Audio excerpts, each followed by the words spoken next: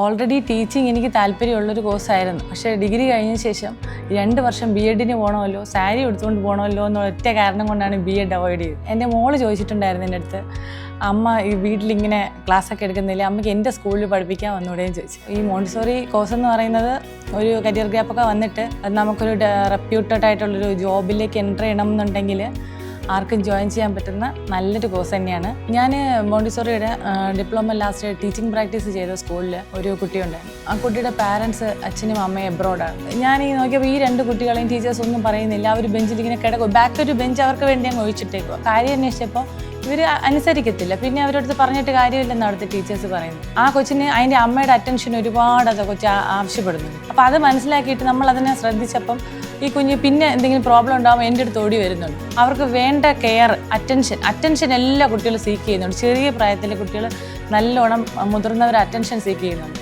അപ്പോൾ അത് നമ്മൾ അവർക്ക് കൊടുത്തു കഴിഞ്ഞാൽ അവർ നമ്മൾ പറയുന്ന കേൾക്കും. ടീച്ചറാണല്ലേ എന്ന് ചോദിക്കുമ്പോൾ അതെ. പിന്നെ എവിടെയെങ്കിലും പോകുമ്പോൾ, ഒരു സ്ഥലത്ത് പോകുമ്പോൾ നമ്മൾ ക്ലാസ് പഠിപ്പിച്ച കുട്ടികൾ ദൂരെ നിന്ന് ടീച്ചറെ എന്ന് വിളിക്കുമ്പോൾ എല്ലാവരും ശ്രദ്ധിക്കുമ്പോൾ അതൊരു ഭയങ്കര കോൺഫിഡൻസ്.